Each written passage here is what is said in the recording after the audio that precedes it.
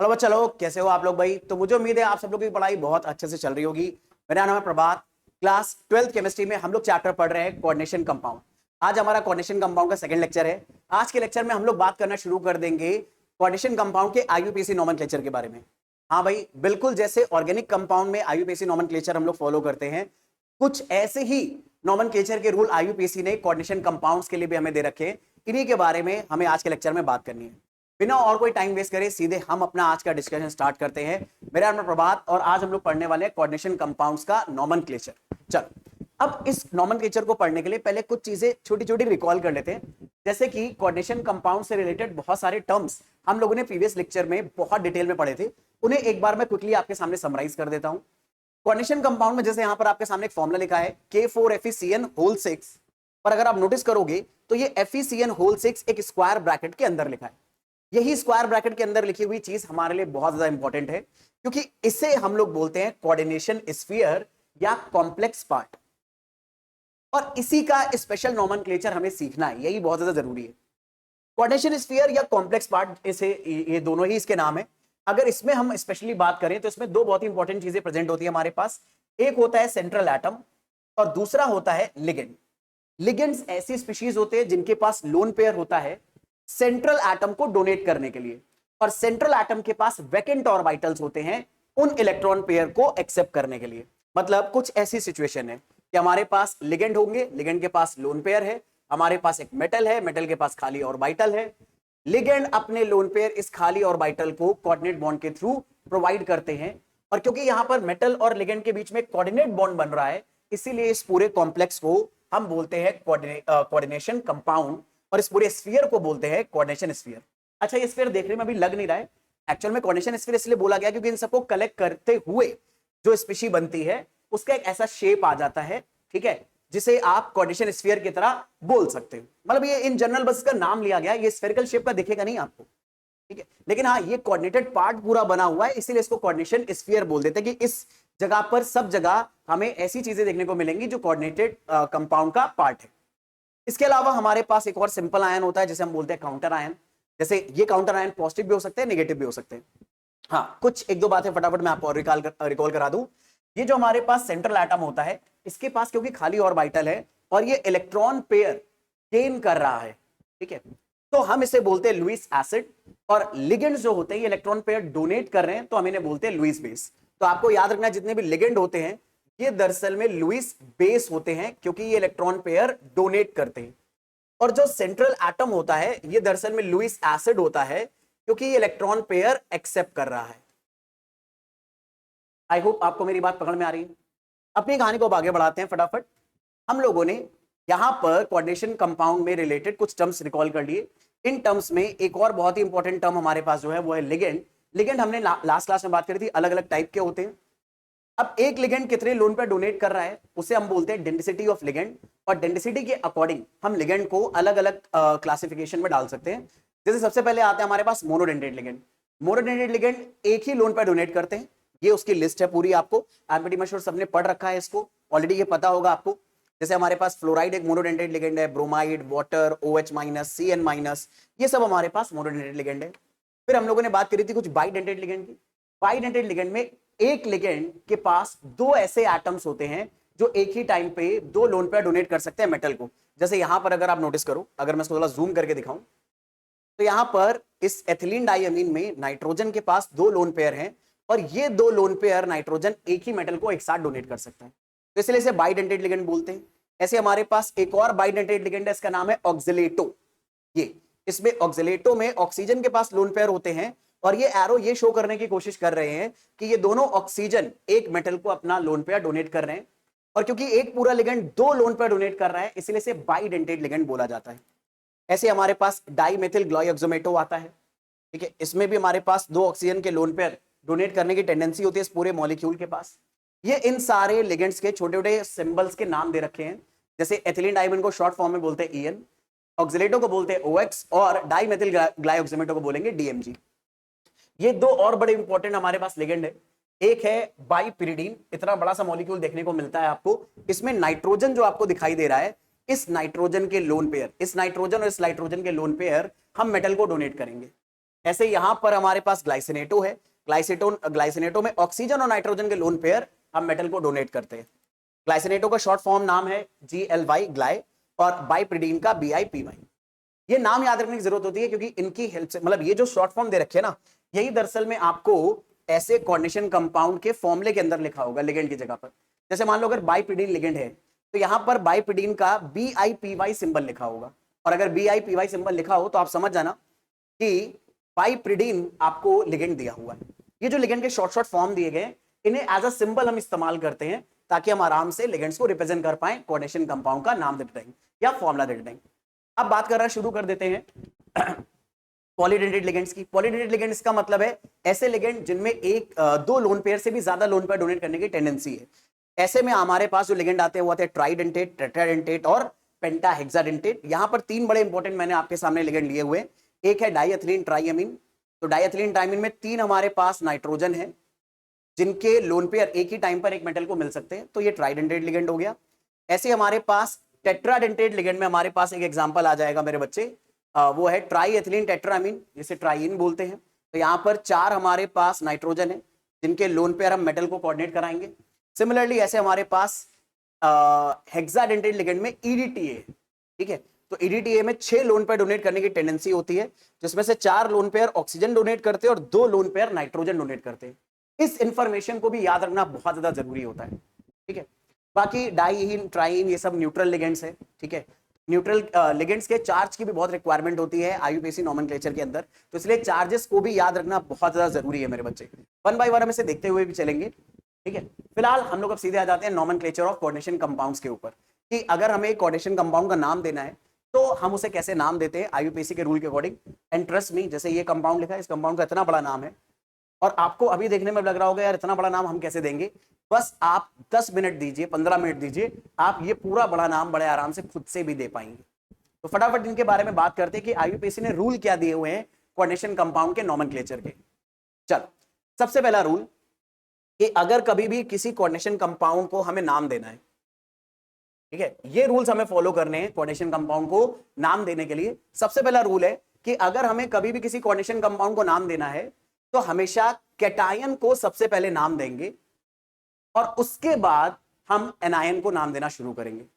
अब ये बात का मतलब क्या है कि हम सबसे पहले कैटायन को नाम देना शुरू करेंगे? तो आपको एक बड़ी इंटरेस्टिंग बात बताता हूं। जैसे अगर हम लोग किसी कोऑर्डिनेशन कंपाउंड के बारे में बात करें, जैसे यहां पर मैं कोऑर्डिनेशन कंपाउंड आपके सामने लिख रहा हूं, CO NH3 Cl और बाहर ब्रैकेट में Cl2। अब ये अपने आप में एक आयनिक कंपाउंड है। इस आयनिक कंपाउंड में ये जो Cl है ये हमारा सिंपल आयन या फिर काउंटर आयन बोला जाएगा। आप इसे सिंपल आयन या काउंटर आयन बुला सकते हो। और ये जो हमारा पूरा पार्ट हमें दिखाई दे रहा है जो स्क्वायर ब्रैकेट के अंदर लिखा है, ये दरअसल में कॉम्प्लेक्स आयन है। अब अगर आप नोटिस करोगे तो हम लोगों ने एक रूल फॉलो करा है बेसिकली में कि कोऑर्डिनेशन कंपाउंड का जब हम फॉर्मूला लिखते हैं तो कैटायन वाला पार्ट पहले लिखते हैं और एनायन वाला पार्ट बाद में, जैसा कि हम लोग नॉर्मल क्या नाम है आयनिक कंपाउंड के फॉर्मूले भी करते हैं। जैसे अगर आपको सोडियम क्लोराइड का फॉर्मूला लिखना है तो हम लोग क्या करते हैं, कैटायन जो सोडियम है वो पहले लिखते हैं, एनायन जो क्लोराइड है वो बाद में लिखते हैं। अगर आपको सोडियम सल्फेट का फॉर्मूला लिखना है तो आप Na2 पहले लिखोगे, सल्फेट बाद में लिखोगे। KOH का फॉर्मूला लिखना है तो K पहले लिखोगे, OH बाद में लिखोगे। MgCl2 लिखना है मैग्नीशियम क्लोराइड, तो कैटायन पहले और एनायन बाद में। तो अब नोटिस करो मोस्टली हम लोग कैटायन पहले लिखते हैं और एनायन बाद में लिखते हैं आयनिक कंपाउंड के फॉर्मूले में। ऐसा कभी कभी हम अवॉइड भी करते हैं, मतलब ऐसा कभी कभी एक्सेप्शनल केस में ऐसा नहीं भी करते हैं। जैसे अगर आप ऑर्गेनिक कंपाउंड के किसी आयन का सॉल्ट लिखो, जैसे आप लिखना चाहते हो सोडियम एसिटेट, सोडियम एसिटेट में सुविधा के लिए हम दरअसल में एनायन को पहले लिखते हैं और कैटायन को बाद में। एक आध एक्सेप्शन है, लेकिन ये एक्सेप्शन यहां पर आपको देखने को बिल्कुल भी नहीं मिलेगा, तो आपको निश्चिंत रहने की जरूरत है। नोटिस करो पॉइंट ये है कि हम लोग जब आयनिक कंपाउंड को नाम देते हैं तो आयनिक कंपाउंड के नाम में मोस्टली कैटायन पहले होता है और एनायन हमेशा बाद में होता है। तो इसीलिए यहां पर ये रूल दिया जा रहा है आपको कि जब भी आपको कोऑर्डिनेशन कंपाउंड को नाम देना है तो कैटायन को पहले नाम दो और एनायन को उसके बाद में नाम दो। ये बात यहां पर मेंशन है आपके सामने, ठीक है। तो इसीलिए हम कैटायन को पहले नाम देंगे और एनायन को बाद में। तो आपको लगेगा इसमें नई बात क्या है, ठीक है भाई कैटायन को नाम देंगे पहले और एनायन को बाद में, इसमें क्या नई बात है? इसमें नई बात ये है कि जरा नोटिस करो ये जो हमारे सामने एग्जांपल है इसमें कॉम्प्लेक्स आयन जो है ये अपने आप में एक कैटायन है, पर कई बार कॉम्प्लेक्स आयन एनायन भी हो सकता है। जैसे आपको एक एग्जांपल से दिखाता हूं। अभी जो हम लोगों ने नीचे इससे सबसे पहले स्लाइड में देखा था K4FeCN6। अब अगर तुम इसको जरा ध्यान से देखो तो इस एनायन में, सॉरी इस कोऑर्डिनेशन कंपाउंड में हमारे पास जो कैट आयन है वो सिंपल है, जबकि जो एन आयन है वो कॉम्प्लेक्स है। तो आप नोटिस करो हमारे पास ऐसा भी हो सकता है कि कोऑर्डिनेशन कंपाउंड का जो फॉर्मूला हमारे सामने है इसमें कैटायन कॉम्प्लेक्स दे रखा हो या फिर एनायन कॉम्प्लेक्स दे रखा हो। तो क्या हम कॉम्प्लेक्स पार्ट को पहले नाम देना स्टार्ट करेंगे? आंसर है नो। ऐसा नहीं है कि हम कोऑर्डिनेशन कंपाउंड को नाम दे रहे हैं तो पहले हम कॉम्प्लेक्स पार्ट को नाम दे देंगे, नो। रूल अभी भी वही रहेगा, सबसे पहले हमें कैटायन को नाम देना है, चाहे कैटायन कॉम्प्लेक्स हो चाहे कैटायन सिंपल हो। पहले कैटायन को नाम देना है, उसके बाद एनायन को नाम देना हम शुरू करेंगे। अब कैटायन अगर सिंपल है तो नाम देना बड़ा आसान है। जैसे यहाँ पर पोटेशियम है, पोटेशियम को नाम देना, पोटेशियम होता उसका नाम। यहाँ पे मान लो सोडियम होता तो सोडियम होता, यहाँ मैग्नीशियम होता तो मैग्नीशियम होता। सिंपल कैटायन का नाम देना तो हमें ऑलरेडी पता है, उस आयन को उसके नाम से बुलाया जाएगा। पोटेशियम है तो पोटेशियम, मैग्नीशियम है तो मैग्नीशियम। दिक्कत तब आएगी अगर मान लीजिए कैटायन कॉम्प्लेक्स हो जाए। अब इस कॉम्प्लेक्स कैटायन में मेटल भी है, लिगेंड्स भी हैं, अलग अलग टाइप के लिगेंड्स भी हैं, लिगेंड्स के कई बार नंबर रिपीट भी हो रहे। तो अब इस लिगेंड को कैसे नाम दिया जाए ताकि नाम पढ़ने वाला पर्सन इसके फॉर्मूले को अपने आप खुद से बना भी पाए। और हम लेक्चर के एंड में ऐसा करेंगे भी कि हमें कोऑर्डिनेशन कंपाउंड का नाम दिया होगा और हमें उससे फॉर्मूले बनाना आना चाहिए। और ये बड़ा इंपॉर्टेंट बात है केमिस्ट्री के लिए, क्योंकि नोटिस करो, आप रियलाइज करो, इनऑर्गेनिक केमिस्ट्री में ज्यादातर बच्चे वही स्ट्रगल करते हैं जो कंपाउंड के नाम से फॉर्मूला बनाना नहीं जानते। जैसे अगर मान लो मैंने आपसे बोला कि हमें सोडियम सल्फेट बनाना है, अब आपको अगर सोडियम सल्फेट का फॉर्मूला उसके नाम से बनाना नहीं आ रहा है तो उसकी रिएक्शंस को भी अंडरस्टैंड करना आपके लिए कहीं ज्यादा मुश्किल हो जाएगा। इसीलिए हमें प्रैक्टिस करते टाइम दोनों बातें करनी है। एक तो आईयूपीएसी नॉमेनक्लेचर इसका कैसे देना है वो तो बनाना ही बनाना है, वो तो सीखनी है, लेकिन अगर नाम दिया है तो नाम से स्ट्रक्चर कैसे बनेगा, फॉर्मूला कैसे बनेगा, ये भी सीखना बहुत ज्यादा जरूरी है। क्योंकि इनऑर्गेनिक केमिस्ट्री को कमांड करने के लिए दोनों चीजें हमें आनी चाहिए, एक कंपाउंड के नाम से उसका फॉर्मूला बनाना और फॉर्मूले से उसके नाम से उसका फॉर्मूला बनाना। ठीक है, चल तो कंपाउंड के नाम से फॉर्मूला बना लेंगे और अगर फॉर्मूला दिया होगा तो उसका नाम लिख लेंगे। शायद मैंने दोनों बातें रिपीट कर दी थी।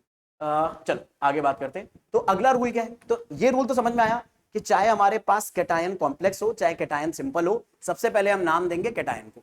ठीक, अब सवाल यह आता है अगर कैटायन कॉम्प्लेक्स हो गया तो कॉम्प्लेक्स पार्ट को नाम कैसे देंगे? तो कॉम्प्लेक्स पार्ट को नाम देने के लिए ये आपको रूल बताया गया है। ये रूल कब काम करना है आपको, ये रूल कब इस्तेमाल करना है? जब हम लोग नॉमेनक्लेचर देंगे कॉम्प्लेक्स पार्ट को। Rule for naming complex part, यानी जो भी कॉम्प्लेक्स आया ना उसको नाम देने के लिए ये रूल फॉलो करोगे। और रूल आपको मेरे बच्चे दे रखा है कि जितने भी लिगेंड्स आपको कॉम्प्लेक्स पार्ट में दिए हुए हैं हम उन्हें अल्फाबेटिकल ऑर्डर में लिखेंगे। जैसे यहां पर हमारे पास NH3 है, अब NH3 लिगेंड का जो नाम है वो है अमीन और Cl लिगेंड का नाम है क्लोरीन, मतलब क्लोराइड, क्लोरिडो बोलते हैं वैसे तो अमीन की स्पेलिंग A से स्टार्ट हो रही है और क्लोरिडो की स्पेलिंग C से स्टार्ट हो रही है। तो अल्फाबेटिकली कौन पहले आ रहा है? अमीन। तो हम लिगेंड को जब नाम देंगे कॉम्प्लेक्स पार्ट में तो हमेशा अल्फाबेटिकल ऑर्डर में देंगे। तो अमीन पहले आएगा और क्लोरिडो बाद में आएगा। ये बात पकड़ में आ गई होगी। अभी एक एग्जांपल कैसे भी करेंगे। आगे कह रहा है कि जब सारे लिगेंड्स का नाम हम दे लेंगे, ठीक है, आप सारे लिगेंड्स को नाम अल्फाबेटिकल ऑर्डर में दोगे और जब सारे लिगेंड्स को नाम दे दोगे आफ्टर नेमिंग ऑल लिगेंड्स, जब सारे लिगेंड का नाम खत्म हो जाएगा तो आप नाम दोगे सेंट्रल एटम को। ठीक है, मतलब जो भी लिगेंड प्रेजेंट है पहले उनको नाम दोगे अल्फाबेटिकल ऑर्डर में और फिर आप नाम दोगे सेंट्रल मेटल एटम को। यहां पर ये बात लिखी है। और एक और आइडिया आपको बताया, ये प्रोसीजर आप रिवर्स करते हो जब आप फॉर्मूला लिखते हो। यानी फॉर्मूला अगर लिखोगे तो सबसे पहले कॉम्प्लेक्स आयन को आप लिखोगे, फिर उसके बाद लिगेंड्स को अल्फाबेटिकल ऑर्डर में लिखते हुए चलोगे। ठीक है, चलो एग्जांपल के तौर पे यहां पर अगर मैं बताऊं, यही वाला एग्जांपल मैं ले लेता हूं मेरे बच्चे।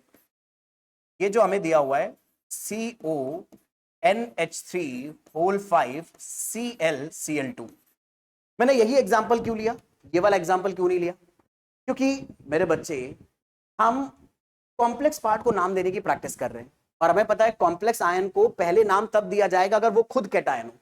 इसमें तो कॉम्प्लेक्स आयन एनायन है ना, जैसे तो ना बाद में नाम देंगे। तो कॉम्प्लेक्स आयन को पहले नाम देने के लिए हमने कैटायन कॉम्प्लेक्स को चूज कर लिया है। इस कॉम्प्लेक्स में सबसे पहले हम नाम देंगे मेरे बच्चे अमीन को। अल्फाबेटिकल ऑर्डर में जो लिगेंड है हमें अल्फाबेटिकल ऑर्डर में दिया हुआ है, ठीक है, इसको सबसे पहले नाम देंगे, इसको फर्स्ट नेम देंगे, फिर इससे इसके बाद इसकी सेकंड नेमिंग करेंगे, इसका नाम सेकंड नंबर पे आएगा, और फिर लास्ट में हमारा मेटल का नाम आएगा, naming of metal.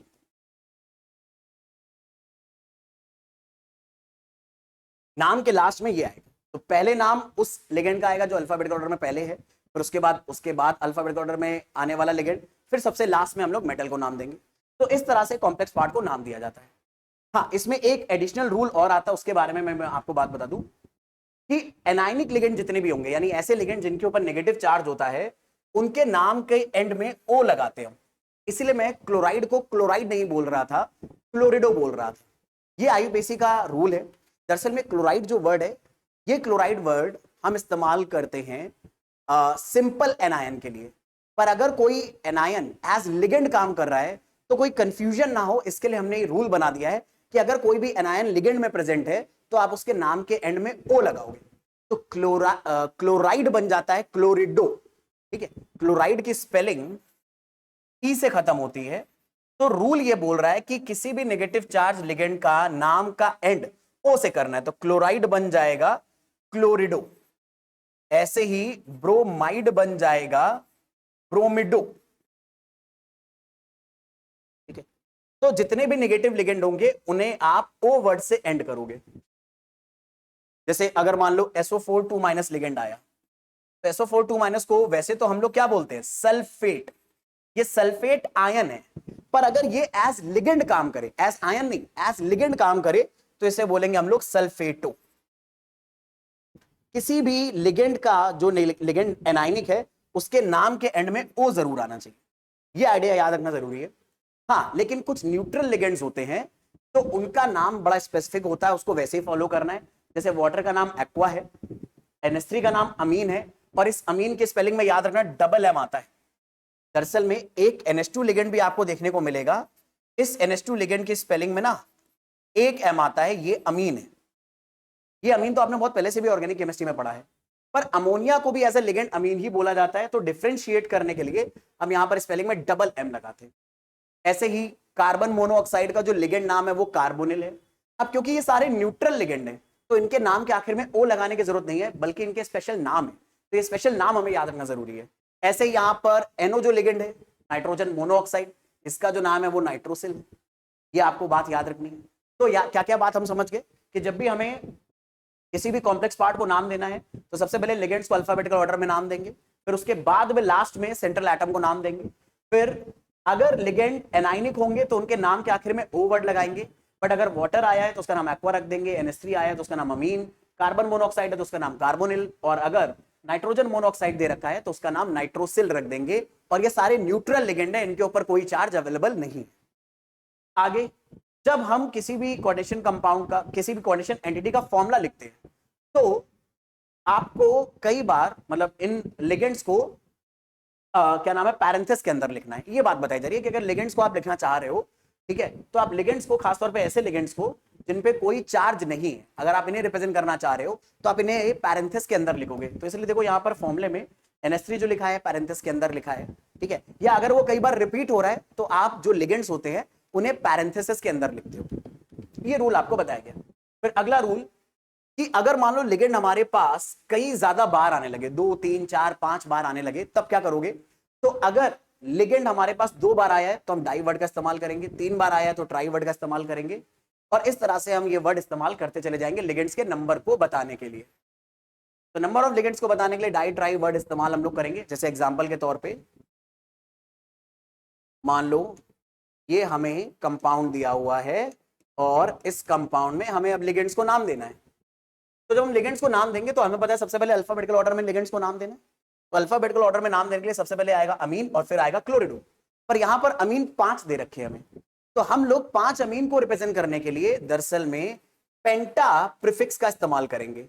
Penta word अमीन की स्पेलिंग के पहले लिख देंगे ताकि पढ़ने वालों को समझ में आ जाए कि हम जिस कोऑर्डिनेशन कंपाउंड के साथ काम कर रहे हैं उसमें अमीन यानी अमोनिया लिगेंड 5 बार आया है। हाँ, एक बात का मैं आपको और जरूर बात बता दूं, क्योंकि कई बार बच्चों को ये बात कंफ्यूज कर देती है कि ये जो प्रीफिक्स आप लगा रहे हो लिगेंड के नंबर को बताने के लिए इस प्रीफिक्स के अल्फाबेट को या इस प्रीफिक्स के पहले वर्ड के अल्फाबेट को अल्फाबेटिकल ऑर्डर में काउंट नहीं करना है। मतलब पेंटा अमीन में ये मत सोचिए कि हम लोग इस पूरे नाम का अल्फाबेट ऑर्डर पी से लेंगे, नहीं, इस पूरे नाम का अल्फाबेटिकल ऑर्डर अभी भी अमीन से ही लिया जाएगा। याद रखना रूल है, लिगेंड्स को अल्फाबेटिकल ऑर्डर में लेना है, उसका नंबर कितनी बार आया है उससे हमें कोई लेना देना नहीं है। तो नंबर को रिप्रेजेंट करने के लिए हम जो भी प्रीफिक्स इस्तेमाल करेंगे या जो भी नाम इस्तेमाल करेंगे उससे अल्फाबेटिकल ऑर्डर में काउंट नहीं करना है। तो यहां पर पेंटा अमीन में पी को अल्फाबेटिकल ऑर्डर में काउंट नहीं करोगे आप। फिर अगला क्या हो जाएगा मेरे बच्चे, पेंटामीन के बाद हमारे पास एक क्लोरिडो है, तो आप पेंटामीन के बाद जो नाम इस्तेमाल कर सकते हो वो है क्लोरिडो। और जब दोनों लिगेंड के नाम आ जाएंगे तो लास्ट में किसका नाम आएगा, लास्ट में नाम आएगा मेटल का नाम, और ये मेटल है कोबाल्ट, तो क्लोरिडो के बाद आ जाएगा कोबाल्ट। तो यहां पर लास्ट में आपने लिख दिया कोबाल्ट। हाँ, अब एक चीज और बड़ी इंपॉर्टेंट है ये बात कि जब आप इस तरह से एक कोऑर्डिनेशन कंपाउंड्स को पूरा नाम दे लोगे कि उसमें जो भी लिगेंड है उनको अल्फाबेटिकल ऑर्डर में आपने रख दिया, वो लिगेंड जितनी बार रिपीट हो रहा है आपने उसके नाम को भी प्रीफिक्स के तौर पे बता दिया। 2 बार रिपीट हो रहा है तो डाई, 3 बार रिपीट होगा तो ट्राई, 4 बार रिपीट होगा तो टेट्रा, इस तरह से 5 बार रिपीट होगा तो पेंटा, नहीं रिपीट हुआ तो मोनो लगा सकते हो या फिर सिर्फ उसका नाम लिख सकते हो। और सारे लिगेंड्स के नाम लिखने के बाद लास्ट में आप किसका नाम लिखोगे, मेटल का नाम लिखोगे। अब सुनना, मेटल का नाम लिखने के बाद भी आपको एक काम करना पड़ेगा कि मेटल का जो भी ऑक्सीडेशन स्टेट है इस कॉम्प्लेक्स के अंदर उसे आपको रोमन नंबर्स में लिखना होगा, पैरेंथेसिस के अंदर। पैरेंथेसिस का मतलब हो तो छोटा ब्रैकेट, जिनको ना पता हो। तो अभी यहां पर अगर हमें इस कॉम्प्लेक्स पार्ट का नाम खत्म करना है तो अभी इस कोबाल्ट का ऑक्सीडेशन नंबर लिखना पड़ेगा। तो यहां पर हमें कोबाल्ट का ऑक्सीडेशन नंबर निकालना आना चाहिए, तब तो हम उसका नाम लिख पाएंगे। तो फटाफट हम लोग कोबाल्ट का ऑक्सीडेशन नंबर निकालने की कोशिश करते हैं। अब अगर मुझे को कोबाल्ट का ऑक्सीडेशन नंबर निकालना है तो ये हालांकि मैंने आपको लास्ट क्लास में बहुत डिटेल में प्रैक्टिस कराया था, ठीक है, फटाफट यहाँ पे कर लेते। मान लो कोबाल्ट का ऑक्सीडेशन नंबर हमें निकालना है, जैसे मान लिया हमने x। अब रूल होता है कि इस पूरे कंपाउंड में जितनी भी चीजें हैं सबके ऑक्सीडेशन नंबर का सम इस पूरे कंपाउंड के चार्ज के बराबर आएगा। तो हमने कोबाल्ट का ऑक्सीडेशन नंबर लिया x।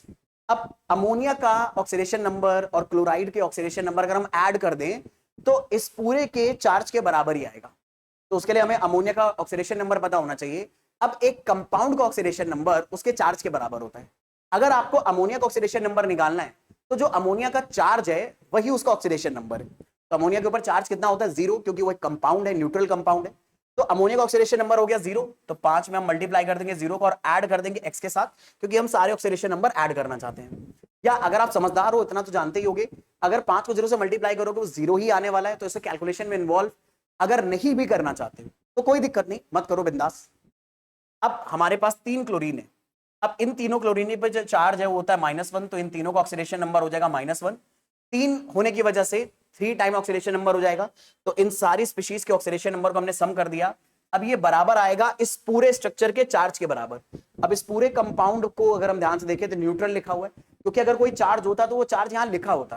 चार्ज अगर नहीं लिखा है इसका मतलब ये कंपाउंड न्यूट्रल है। तो आपने इन सबका सम किसके बराबर कर दिया, 0 के बराबर कर दिया। यहां से x की वैल्यू निकाला जाएगी। 5 × 0 0 इसको अपनी कैलकुलेशन में इन्वॉल्व नहीं करते हैं। 3 × -1 -3 आ जाएगा। तो x की वैल्यू आ गई मेरे बच्चे 3। यानी यहां पर जो कोबाल्ट हमें दे रखा है इसका ऑक्सीडेशन नंबर +3 है, और ये ऑक्सीडेशन नंबर यहां पर मेरे बच्चे हमें पैरेंथेसिस के अंदर रोमन न्यूमरल्स में लिखना है। रोमन न्यूमरल्स तो हमें लिखना आते, वही लिख दिया हमने। और बस लास्ट में भी काम कर रहा है इसको पूरा नाम खत्म करने के लिए, जो भी काउंटर आयन है इसको उसके बाद में नाम दे देना है। तो जैसे यहां पर क्लोराइड लगा है तो हम क्लोराइड लिख देंगे। अच्छा याद रखना, इसे क्लोरिडो नहीं लिखेंगे, इसे क्लोराइड लिखेंगे, क्योंकि ये सिंपल आयन है। अगर क्लोराइड एज लिगेंड काम करेगा यानी इस स्क्वायर ब्रैकेट के अंदर है तो उसे क्लोरिडो बोलोगे। अगर वो ब्रैकेट के बाहर है यानी एज आयन काम कर रहा है, सिंपल आयन काम कर रहा है, तो उसे क्लोराइड ही बोलोगे। और एक बड़ी इंपॉर्टेंट बात बताता हूं मेरे बच्चे, अक्सर बच्चे गलती करते हैं, वो देखते हैं यहाँ पे 2 क्लोराइड लगे हैं तो यहां पर वो डाई क्लोराइड लिख देते हैं। नहीं मेरे बच्चे, अगर क्लोराइड या जो सिंपल आयन आपको दिया हुआ है वो कितनी बार भी आए उसका नंबर कभी नहीं बताया जाता नाम में। ये दरअसल में आईयूपीएसी का पुराना रूल है, मैं आपको दिखा देता हूं। या आप पता है शायद बिना सोचे आप फॉलो करते आ रहे थे इसको। जैसे एग्जांपल के तौर पे अगर मैं तुमसे पूछूं यार इस कंपाउंड का नाम दूं, इसमें 2 क्लोराइड हैं, ये बात ध्यान रखना। तो MgCl2 का नाम देने को अगर हम बोले तो जिनको नाम सही याद है उन्हें पता है कि इसका नाम है मैग्नीशियम क्लोराइड। इसे कभी भी मैग्नीशियम डाई क्लोराइड नहीं बोलते। दरअसल में आयनिक कंपाउंड का नाम देने का एक रूल होता है, और आयनिक कंपाउंड का नाम देने में रूल ये होता है कि जो भी कैटायन और एनायन के नंबर है, कैटायन और एनायन के नंबर, ये कभी नाम में नहीं लिखे जाते, जबकि कोवेलेंट कंपाउंड में नंबर लिखे जाते हैं। जैसे CO2 एक कोवेलेंट कंपाउंड है, इसका नाम देते टाइम आप इनका नंबर लिखोगे, कार्बन एक बार आया है तो आप मोनोकार्बन बोल सकते हो, और ऑक्सीजन 2 बार आया है तो डाइऑक्साइड बोल दोगे।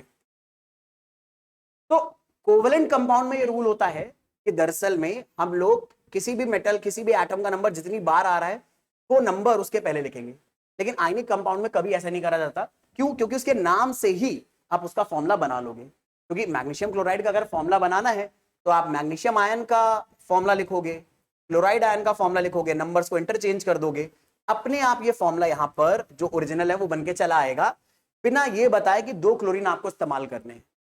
लेकिन हाँ, कोवेलेंट कंपाउंड में से जरूरत पड़ती है, इसलिए नाम लिखा जाता है। तो मेरी बात को समझना, आयनिक कंपाउंड को नाम देते टाइम कोई भी कैटायन कितनी बार आया है और कोई भी एनायन कितनी बार आया है उसका नाम नहीं दिया जाता। इसीलिए ये भी पूरा एक आयनिक कंपाउंड है। इस आयनिक कंपाउंड में ये पूरा कैटायन एक बार आया है और ये पूरा एनायन 2 बार आया है, तो इसका 2 बार जो नंबर आने वाला है वो नहीं बताओगे, तो आपके जहन में क्लास में सवाल आएगा। फिर हम लोग यहां पर इस कैटायन का नाम देते टाइम इन सारे नंबर्स को क्यों बता रहे थे? तो इसका जवाब दरअसल में आप ही ने भी खुद बताया कि आप इस कैटायन का नाम दे रहे हो, कैटायन का नंबर नहीं। अब ये कैटायन कोई सिंपल कैटायन तो है नहीं, पूरा लिगेंड से बना हुआ कैटायन है, तो इसका नाम सही से देने के लिए इनके लिगेंड्स के नंबर को और रिपीटिशन को हमें इन्वॉल्व करना पड़ेगा। ये बात तो पक्की है, ठीक है। लेकिन आप नोटिस करो, ये अगर एक बार आया है, ये पूरा कैटायन एक बार आया है, तो आपने इसके पीछे मोनो वर्ड इस्तेमाल नहीं करा है कि ये पूरा कैटायन एक बार आया है। तो याद रखना, कैटायन और एनायन में जो लिगेंड्स आते हैं उनके रिपीटिशन को तो नंबर से डिनोट करा जाता है, उस नंबर को नाम देकर, लेकिन किसी भी सिंपल आयन को हम क्या नाम है उसके अगर वो रिपीट हो रहा है तो उसके नंबर को यहां इन्वॉल्व नहीं करेंगे। डाइक्लोराइड, ट्राइक्लोराइड, ऐसा कोई वर्ड इस्तेमाल नहीं करेंगे। आई होप ये वाली बात याद रहेगी आपको। अब यही सब छोटी छोटी बातें याद रखना जरूरी होता है। यही जो बातें फॉलो करते हुए चलेंगे, जो बच्चे चलेंगे, उनसे गलतियां नहीं होती हैं। अगर आप इसको फॉलो नहीं करोगे तो यहां पर मिस्टेक हो जाती है और फिर क्वेश्चन हमसे कई बार रॉन्ग हो जाते हैं। इन छोटी छोटी बातों का हम ध्यान रखेंगे। बाकी अब कहानी को आगे बढ़ाते हैं। तो हम लोगों ने अब तक क्या क्या चीजें पकड़ ली कि अगर हमें कभी भी कोऑर्डिनेशन कॉम्प्लेक्स पार्ट को नाम देना है तो सबसे पहले हम लोग लिगेंड को नाम देंगे, लिगेंड्स को अल्फाबेटिकल ऑर्डर में रखेंगे, और लिगेंड्स को नाम देने के बाद अल्फाबेटिकल ऑर्डर में फिर सेंट्रल मेटल एटम को नाम देंगे। लिगेंड्स अगर एनायनिक है तो उनके नाम के आखिर में O आएगा। हाँ, वाटर का नाम एक्वा है, NH3 का नाम अमीन है, कार्बन मोनोऑक्साइड का नाम कार्बोनिल है, और NO का नाम नाइट्रोसिल है। ये नाम याद रखना जरूरी है। ये सारे न्यूट्रल लिगेंड्स है तो इनके नाम के आखिर में O वर्ड नहीं आता है। दूसरा कि अगर हमारा कोई भी लिगेंड कई बार रिपीट हुआ है तो उसके रिपीटिशन को बताने के लिए डाई, ट्राई, टेट्रा, पेंटा, हेक्सा ऐसे वर्ड का इस्तेमाल करेंगे। फिर जब कॉम्प्लेक्स पार्ट का नाम पूरा खत्म हो जाएगा तो हम लोग जो सिंपल आयन उसमें लगा है उसका नाम बताएंगे। हाँ, जब सारे लिगेंड के नाम खत्म हो जाएंगे उसके बाद मेटल का नाम आ जाएगा, तो उसके नाम के आखिर में, मेटल के नाम के बाद हम लोग मेटल का जो ऑक्सीडेशन नंबर है वो रोमन नंबर्स में लिख देंगे, और रोमन नंबर्स में लिखकर हम जो भी सिंपल आयन है उसका नाम लिख देंगे। सिंपल आयन का जो नंबर है उसे यहां पर इन्वॉल्व करने की कोई जरूरत नहीं पड़ेगी, ठीक है।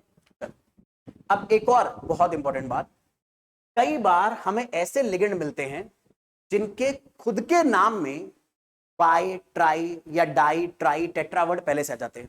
जैसे नहीं, इस लिगेंड को देखो, ये एथिलीन डाइअमीन। एथिलीन डाइअमीन का अगर मैं फॉर्मूला देखूं तो फॉर्मूला क्या है मेरे पास, यहां पर 2 कार्बन है, 4 हाइड्रोजन, और इन दोनों कार्बन से NH2 जुड़ा हुआ है, तो ये एथिलीन डाइअमीन हमें दिया हुआ है। अब जरा नोटिस करो, इस लिगेंड के नाम में ही पहले से डाई वर्ड आ रहा है, और अगर मान लो ये लिगेंड भी हमने 2 बार इस्तेमाल करा, मान लो ये लिगेंड हमें 2 बार इस्तेमाल करना पड़ा हमारे कॉम्प्लेक्स में, हाँ क्या 2 बना है भाई, वाह। तो अब इस लिगेंड के 2 बार रिपीटिशन को बताने के लिए हमें इसके पहले डाई वर्ड लगाना पड़ेगा, तो नाम कुछ ऐसा लेना पड़ेगा, डाई एथिलीन डाइअमीन। तो ना सुनने में साउंड नहीं करता और थोड़ा कंफ्यूजन क्रिएट कर देता है कि क्या एथिलीन भी 2 बार आया और अमीन भी 2 बार आया है।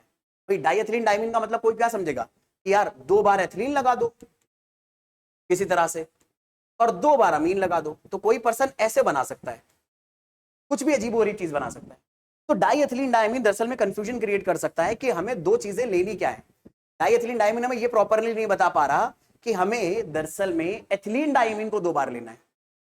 तो ऐसी ही कंफ्यूजन को अवॉइड करने के लिए मेरे बच्चे, हम लोगों ने एक नया रूल एड ऑन कर रखा है, और वो रूल ये है कि अगर लिगेंड के नाम में, तो वो यहां पे लिखा है नेम ऑफ द लिगेंड में अगर पहले से ही दरअसल में कोई न्यूमेरिकल प्रीफिक्स आ जाए, यानी लिगेंड के नाम में ही पहले से डाई वर्ड आ जाए, जैसे एथिलीन डाइमीन में आया, ठीक है, एथिलीन डाइमीन में पहले से ही डाई आ गया, डाई मेथिल ग्लाइक्सोबेटो में पहले से ही डाई आ रहा है, ऐसे ही क्या नाम है, डाई एथिलीन ट्राइमीन में पहले से ही डाई आ रहा है, ट्राई एथिलीन ट्रेक्टारामीन में पहले से ही ट्राई आ रहा है। यानी अगर लिगेंड के नाम में पहले से ही कोई न्यूमेरिकल प्रीफिक्स आ रहा है, डाई ट्राई वर्ड आ रहा है, और ये कई बार रिपीट हो, तो इनकी रिपीटिशन को बताने के लिए डाई ट्राई वर्ड का इस्तेमाल नहीं करेंगे, बल्कि फिर हम इस्तेमाल करेंगे इन वर्ड्स का, बिस। बिस इस्तेमाल करेंगे अगर ये 2 बार आया, ट्रिस इस्तेमाल करेंगे अगर ये 3 बार आया, फिर टेट्रा किस इस्तेमाल करेंगे अगर ये 4 बार आया। कहने का मतलब क्या है, यहां पर एक एग्जांपल से देखो, ये आपको एक कंपाउंड दिया है NiCl2 PPS3 होल ट्वाइस। पहले मैं PPS3 की आपको थोड़ी कहानी बता दूं। PPS3 एक लिगेंड है, और ये जो पीएच है मेरे बच्चे, ये फेनिल ग्रुप का शॉर्ट फॉर्म है। फेनिल ग्रुप आप सबको पता होगा, बेंजीन रिंग में से अगर एक हाइड्रोजन हटा दे तो जो स्ट्रक्चर बचता है उसे बोलते हैं फेनिल ग्रुप। तो यहां पर 3 फेनिल ग्रुप लगे हैं, तो ये मेरे बच्चे पी, अरे वाह क्या बन रहा है, एक मिनट देना है, थोड़ा सही से बना लूं मैं इसको, एक्चुअल में जगह थोड़ी सी कम पड़ रही है। ये है मेरे बच्चे PPH होल थ्राइस। इस PPH होल थ्राइस का जो नाम है वो है ट्राइफेनिल फॉस्फीन। अब इसके नाम में देखो जरा, इस लिगेंड के नाम में ही पहले से कौन सा वर्ड आ गया, ट्राई, और ये इस कंपाउंड में कितनी बार यूज हो रहा है, 2 बार। तो हम ऐसा नहीं बोलेंगे ना डाई ट्राइफेनिल फॉस्फीन, सुनने में कितना अजीब लग रहा है, डाई ट्राई, ये क्या 2-3 लगे हैं क्या, ठीक है। तो यहां पर ट्राइफेनिल फॉस्फीन को अगर 2 बार हमने इस्तेमाल करा है, तो ये बात नाम में लिखने के लिए हम इस 2 को, यानी इसके रिपीटिशन को बताने के लिए डाई वर्ड का नहीं बल्कि बिस वर्ड का इस्तेमाल करेंगे। लेकिन याद रखना, ये बिस आप हमेशा इस्तेमाल नहीं करोगे, ये बिस तब इस्तेमाल करोगे अगर लिगेंड का ही नाम, लिगेंड के नाम में क्या आ जाए, कोई न्यूमेरिकल प्रीफिक्स आ जाए, बाई ट्राई टेट्रा पेंटा, ऐसा कोई वर्ड लिगेंड के नाम में ही आ जाए। तो जैसे यहां पे लिगेंड के नाम में ट्राई वर्ड आ रहा है, तो हम इसके 2 बार रिपीट होने को बिस वर्ड से रिप्रेजेंट करेंगे। ये आइडिया पकड़ में आया, आराम से समझना इस आइडिया को, बहुत इंपॉर्टेंट है, ठीक है। अगर लिगेंड के नाम में ही दरअसल में पहले से बाई ट्राई कोई वर्ड आ गया, तो आप इसके रिपीटिशन को बताने के लिए कि ये कितनी बार इस्तेमाल हुआ है, आप बिस वर्ड का इस्तेमाल करोगे, ट्रिस वर्ड का इस्तेमाल करोगे, टेट्रा किस वर्ड का इस्तेमाल करोगे। तो अब इस कंपाउंड का नाम देखते हैं। तो इस कंपाउंड का नाम देने के लिए सबसे पहले जितने भी लिगेंड्स हैं उनको अल्फाबेटिकल ऑर्डर में नाम देंगे हम। तो 2 बार क्लोरीन लगाए, लेकिन ये क्लोरीन Cl- होता है, तो इसे बोला हमने क्लोरिडो, पर 2 बार आया है तो डाइक्लोरिडो। फिर हमने बिस, क्योंकि ये जो ट्राइफेनिल फॉस्फीन है ये 2 बार आया है, तो बिस ट्राइफेनिल फॉस्फीन। हाँ, अब ये जो भी लिगेंड जिसके नाम में पहले से ही क्या आ रहा है, कोई न्यूमेरिकल प्रीफिक्स आ रहा है, जैसे ट्राई बाई ऐसे वर्ड आ रहे हैं, तो इनका नाम लिखते टाइम हमेशा हम पैरेंथेसिस का इस्तेमाल करते हैं, ताकि हम डिफरेंशिएट कर पाए कि हाँ भाई ये बिस इसके लिए लगाया गया है, पूरे के लिए। तो इसके बाद हमने सारे लिगेंड के नाम खत्म कर दिए। इसके बाद किसका नाम आएगा, इसके बाद नाम आएगा मेरे बच्चे इस मेटल का। तो मेटल का नाम आ गया निकल, और इसका ऑक्सीडेशन नंबर ऑलरेडी निकाला हुआ है, ये है 2। इसमें कोई काउंटर आयन नहीं है, तो यही पूरा इस कंपाउंड का नाम हो गया। तो ये बात याद रखने की जरूरत है, ये बड़ा कैची सा दरअसल में एक एक्स्ट्रा रूल है, ये आपको पता होना चाहिए। अब एक्स्ट्रा रूल है तो टीचर्स का फेवरेट है, क्योंकि बच्चे बाकी वालों पे तो काम करते हैं, इस छोटे से रूल को कई बार वो ध्यान नहीं देते या इग्नोर कर देते हैं, और टीचर्स को ये बात पता होती है। इसलिए जब भी कभी वो आपसे क्वेश्चन पूछेंगे तो इसी आइडिया के ऊपर ज्यादा पूछते हैं। तो इसीलिए अच्छे से इसको याद रखना। बाकी सिंपल सा आइडिया है, कोई आपको कॉम्प्लिकेटेड नहीं है। बस याद क्या रखना है कि अगर कभी किसी लिगेंड के नाम में पहले से ही बाई ट्राई वर्ड आ रहा है, तो उसके रिपीटिशन को बताने के लिए वो कितनी बार आया है पूरे मॉलिक्यूल में, आप 2 बार अगर आया है तो बिस वर्ड का इस्तेमाल करोगे, 3 बार अगर आया है तो ट्रिस का, 4 बार आया है तो टेट्रा किस, 5 बार आया तो पेंटा किस, 6 बार आया तो हेक्सा किस। इस तरह से आप फिर लगातार किस किस किस किस उसमें लगाते रहोगे, ठीक है। चलिए अपनी कहानी को आगे बढ़ाएं, चलो फिर आगे। अब ये इंपॉर्टेंट एक रूल है, हम लोगों ने अभी तक जब भी बात करी है तो या तो हमारा जो कॉम्प्लेक्स पार्ट था वो कैटायन था, या इस तरह से उसमें कोई भी एनायन प्रेजेंट नहीं था। पर कॉम्प्लेक्स पार्ट एनायन भी तो हो सकता है, जैसे मैंने आपको सबसे पहले एग्जांपल में बताया था।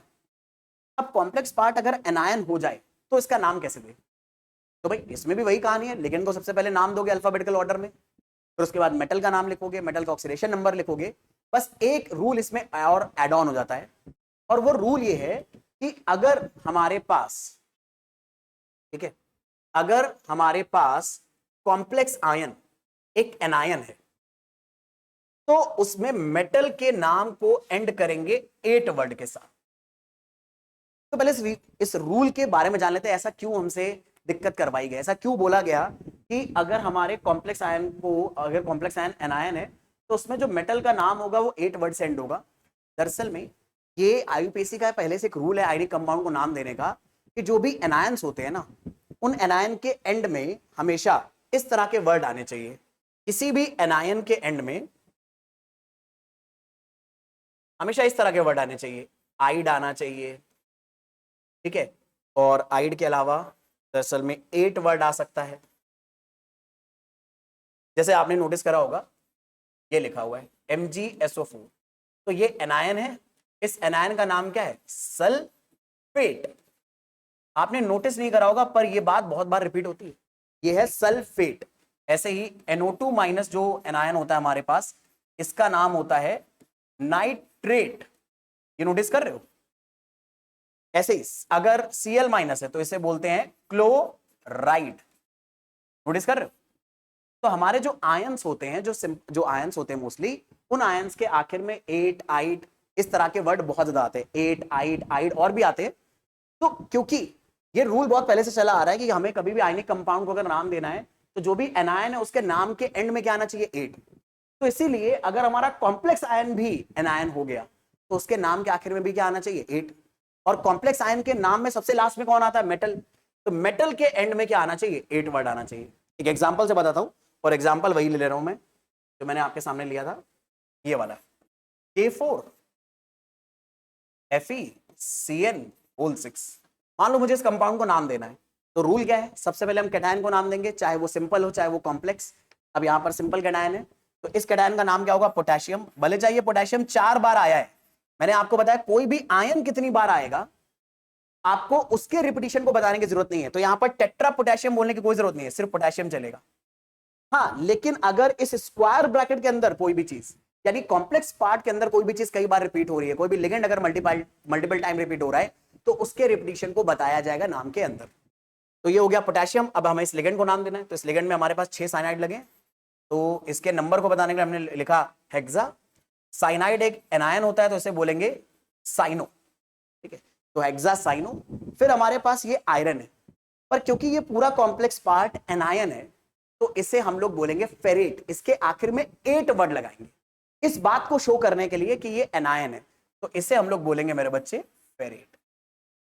8 लगाया इसलिए ताकि हमें पता चल सके ये पूरा कॉम्प्लेक्स पार्ट एनायन की तरह काम कर रहा है। और लास्ट में इसका ऑक्सीडेशन नंबर लिखना भी जरूरी है, तो यहां पर आयरन का ऑक्सीडेशन नंबर अगर मैं निकालूं तो एक पोटेशियम का ऑक्सीडेशन नंबर होता है +1, तो 4 पोटेशियम का 4 आ जाएगा। आयरन का ऑक्सीडेशन नंबर हमें निकालना है, वो मान लिया x। साइनाइड के ऊपर चार्ज होता है -1, तो साइनाइड का ऑक्सीडेशन नंबर -1। 6 साइनाइड का सम आ जाएगा -6। मैं यहां से हट जाता हूं ताकि आपको दिखाई दे। पोटेशियम का ऑक्सीडेशन नंबर, एक पोटेशियम का ऑक्सीडेशन नंबर +1, तो 4 पोटेशियम का +4 हो जाएगा। आयरन का ऑक्सीडेशन नंबर हमें निकालना है, हमने x ले लिया, इन दोनों को ऐड कर दिया। साइनाइड का ऑक्सीडेशन नंबर -1 होता है, पर 6 साइनाइड है तो -6 से मल्टीप्लाई कर दिया, इन तीनों का सम 0 के बराबर आएगा, तो x -2 आएगा 0 के बराबर, और x आ गया हमारा मेरे बच्चे 2 के बराबर। यानी आयरन का ऑक्सीडेशन नंबर 2 आ रहा है, और अगर आयरन का ऑक्सीडेशन नंबर 2 आ रहा है तो यहां पर आप ब्रैकेट में रोमन नंबर्स के अंदर लिख दोगे 2। तो I am pretty much sure, ये वाली बात पकड़ में आई है आपको कि जब भी, अच्छा अक्सर बच्चे ये वाला रूल भी भूलते हैं, दो बड़े कॉमन रूल बच्चे भूल जाते हैं। पहला, अगर हमारे लिगेंड में ही पहले से बाई ट्राई वर्ड उसके नाम में आ रहा है तो उसके रिपीटिशन को बताने के लिए बिस ट्रिस वर्ड का इस्तेमाल करेंगे। और दूसरा रूल अक्सर बच्चे भूलते हैं कि अगर कॉम्प्लेक्स पार्ट खुद एनायन है तो उसके नाम में मेटल के आखिर में 8 वर्ड आना चाहिए, और मेटल के नाम के आखिर में 8 वर्ड आना चाहिए। तो ये तो वैसे मेटल आयरन है, लेकिन इसे आयरन 8 बोलोगे सुनने में कितना अजीब लगेगा, आयरनेट, तो सुनने में बड़ा अजीब लग रहा है। तो आयरनेट वर्ड की बजाय हम लोग क्या इस्तेमाल करते हैं, फेरेट इस्तेमाल करते हैं। तो मैं यहां पे आपको बता देता हूं कि आप कैसे कैसे फॉलो करोगे। अगर हमारे पास लिगेंड एनायन है, सॉरी लिगेंड बोल रहा हूं, अगर कॉम्प्लेक्स पार्ट एनायन है, if complex part is an ion, तो ये जो आयरन होगा ना इसका नाम आप रखोगे फेरेट। ठीक है। अगर कॉपर आ गया तो इसे बोलते हैं क्यूप्रेट। ऐसे कोबाल्ट आ गया तो बोलोगे आप कोबाल्टेट। और क्या आ जाएगा मेरे बच्चे, क्रोमियम आ सकता है तो आप इसे बोलोगे क्रोमेट। ठीक है। गोल्ड आ गया तो गोल्डेट सुनने में कितना अजीब लग रहा है, तो गोल्ड को आप बोलोगे ऑरेट। सिल्वर आ गया एजी, सिल्वरेट बोलना कितना अजीब लगेगा, सिल्वरेट सुनने में कितना अजीब लग रहा है। अर्जेंटेट ठीक लग रहा है ना, तो अर्जेंटेट बोलेंगे उसको, लैटिन नाम जो उसका है उसके अकॉर्डिंग उसको नाम देंगे। तो ये बात है ना, लेकिन ये रूल कब फॉलो होगा, अगर कॉम्प्लेक्स पार्ट एनायन है, अगर कॉम्प्लेक्स पार्ट कैटायन है, ये देखो यहां पर मेंशन भी है, अगर कॉम्प्लेक्स आयन कैटायन है तो मेटल का नाम बिल्कुल उसके एलिमेंट के नाम की तरह लिख दोगे। आयरन है तो आयरन, कॉपर है तो कॉपर, क्रोमियम है तो क्रोमियम। 8 वर्ड तब लगाना है अगर हमारा जो मेटल, हमारा जो पूरा कॉम्प्लेक्स पार्ट है वो एनायन हो। और ये पता कैसे चलेगा, ये पता ऐसे चलेगा कि वो फॉर्मूले में ना बाद में स्क्वायर ब्रैकेट लगा होगा। अगर फॉर्मूले में बाद में किसी भी आयन के बाद में स्क्वायर ब्रैकेट लगा हुआ है और पहला वाला आयन कैटायन है, तो इसका मतलब जो स्क्वायर ब्रैकेट में चीज है वो अपने आप एनायन हो जाएगी। और अगर वो एनायन हो गई तो पूरा कॉम्प्लेक्स पार्ट एनायन हो गया, कॉम्प्लेक्स पार्ट एनायन हो गया। तो इस एडिशनल रूल का भी आपको ध्यान रखना होगा कि एनायन को नाम देने के लिए उसके नाम के आखिर में 8 वर्ड आना चाहिए। तो मेटल के आखिर में आप क्या कर दोगे, मेटल के नाम के आखिर में 8 वर्ड लगा दोगे।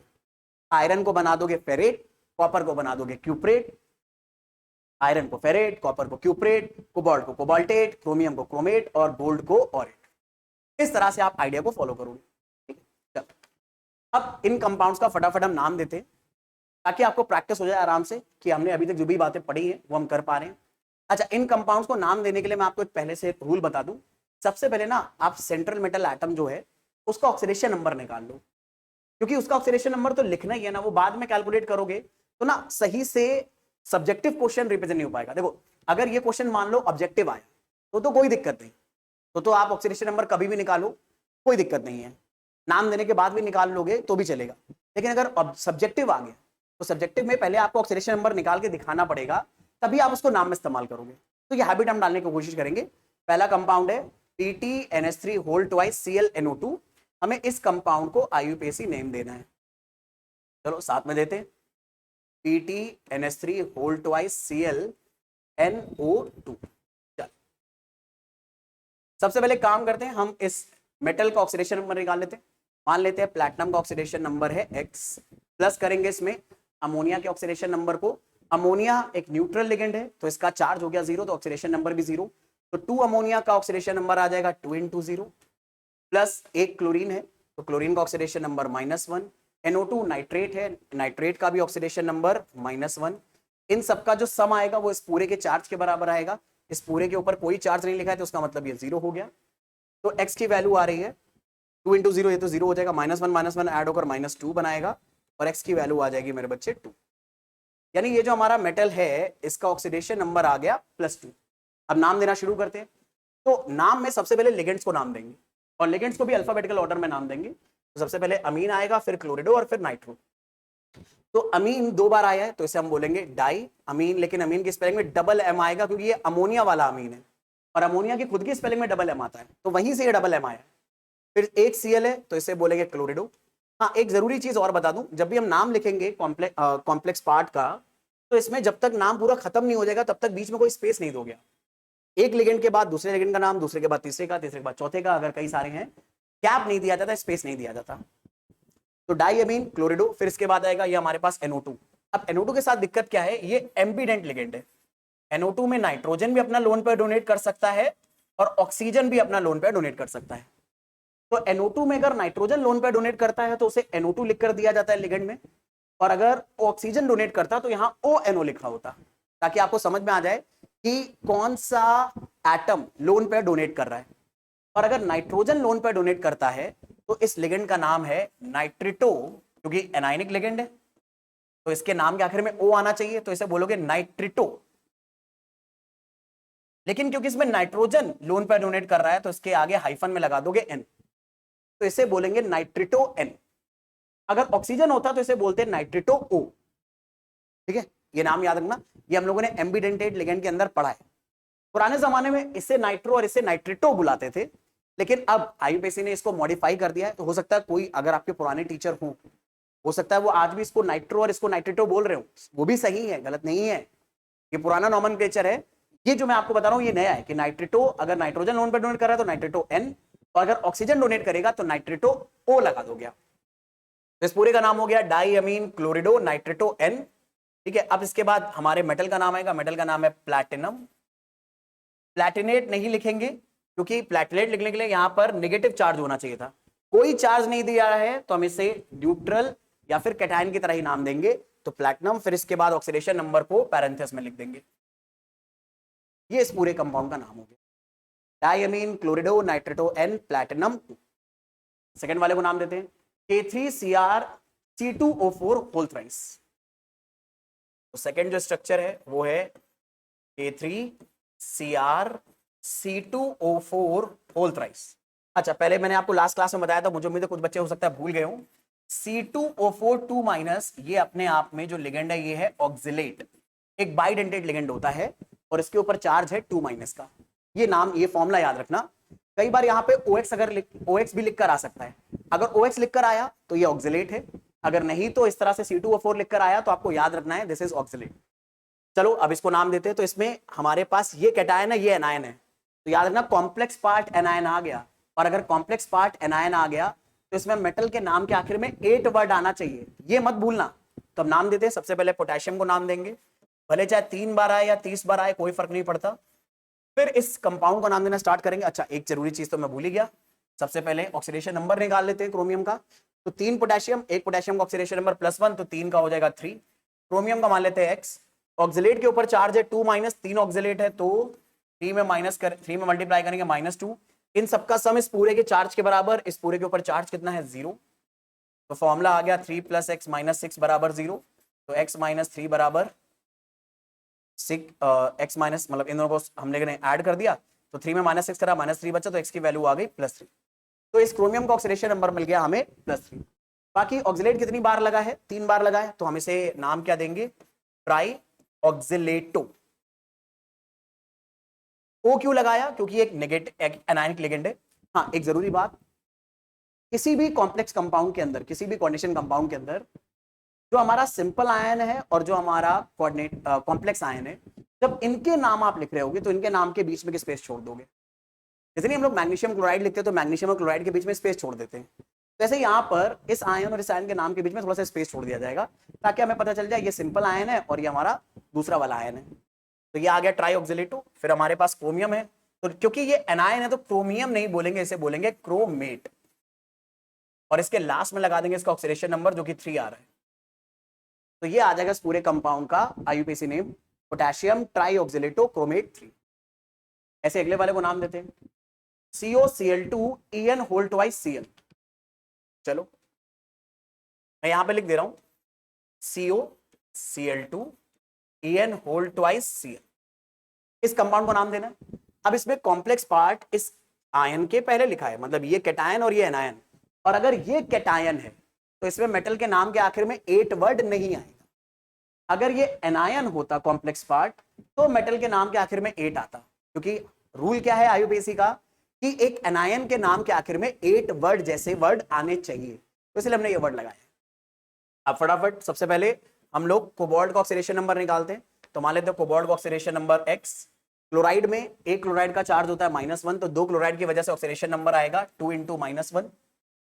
EN एथिलीन डाइअमीन, एथिलीन डाइअमीन एक न्यूट्रल लिगेंड है, और न्यूट्रल लिगेंड होने की वजह से यहां पर इसके ऊपर कोई चार्ज नहीं होगा तो कोई ऑक्सीडेशन नंबर नहीं होगा। प्लस एक क्लोराइड, एक एक्स्ट्रा क्लोराइड है तो उसका ऑक्सीडेशन नंबर -1। इन सबके ऑक्सीडेशन नंबर का सम इसके चार्ज के बराबर आएगा। इस पूरी स्पीशी के ऊपर कोई चार्ज नहीं है तो इन सबका सम 0 के बराबर। इसको सॉल्व कर लेते हैं। x -2, 2 × 0 0 -1, तो x -3 बराबर 0, तो x की वैल्यू आ गई 3, यानी यहां पर कोबाल्ट का ऑक्सीडेशन नंबर आ रहा है +3। अब इसको नाम देते हैं। तो नाम में सबसे पहले हम लोग, क्योंकि कैटायन को नाम देना है सबसे पहले, यहां पर ये सिंपल कैटायन पहले था तो हमने इसको नाम दिया, यहां पर ये कॉम्प्लेक्स पार्ट कैटायन के फॉर्म में पहले है तो पहले इसको नाम देंगे। हमेशा कैटायन को नाम देना है पहले, ये सबसे पहला रूल था। तो कैटायन को अगर नाम देंगे तो इसमें भी लिगेंड को पहले नाम देना पड़ेगा अल्फाबेटिकल ऑर्डर में। तो ये मेरे बच्चे क्लोरीन है तो इसका नाम है डाई क्लोरिडो ये एथिलीन डाइअमीन है, ई से इसकी स्पेलिंग स्टार्ट हो रही है, इसीलिए हमने इसको बाद में नाम दिया, लेकिन एथिलीन डाइअमीन में डाई वर्ड आ रहा है, तो ये जो दो खुद बार रिपीट हुआ है ना, अब इसको डाई डाई हम ऐसे नहीं बोलेंगे कि ये डाई एथिलीन डाइअमीन है, ना ना ना ना, ये गलत हो जाएगा। अब याद है इसके नाम में पहले से डाई वर्ड आ रहा है, तो मेरे बच्चे हम यहां पर डाई बोलने की बजाय क्या बोलेंगे, बिस बोलेंगे। तो डाई क्लोरिडो बिस, और बिस वाले वर्ड के आगे जो भी हमारा लिगेंड आता है इसे पैरेंथेसिस के अंदर लिखते हैं, तो ऐसे लिखेंगे बिस डाई क्लोरिडो बिस एथिलीन डाइअमीन, और साथ में क्या आ गया मेरे बच्चे, कोबाल्ट। ऑक्सीडेशन नंबर कोबाल्ट का 3 आ रहा है, लास्ट में हमारे पास क्लोराइड है, उसके बीच में स्पेस दे दिया और क्लोराइड लिख दिया। याद रखना Cl अगर सिंपल आयन के फॉर्म में है तो उसका नाम क्लोराइड होता है, ऐसा लिगेंड अगर यूज हो रहा है तो उसका नाम क्लोरिडो यूज होता है।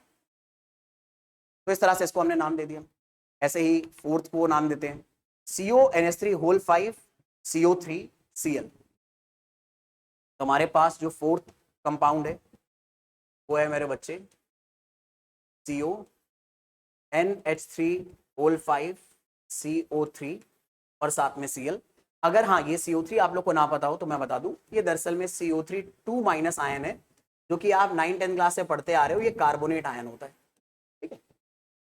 तो आप इसे, आप कार्बोनेट आयन इसका सिंपल नाम है, एज अ लिगेंड अगर आप लिखोगे तो कार्बोनेटो लिखोगे। क्यों लिखोगे कार्बोनेटो, क्योंकि मेरे बच्चे ये एनायनिक लिगेंड है, और रूल के अकॉर्डिंग एनायनिक लिगेंड के नाम के आखिर में ओ वर्ड आना चाहिए। तो अब इसको नाम देना फटाफट हम लोग स्टार्ट करते हैं।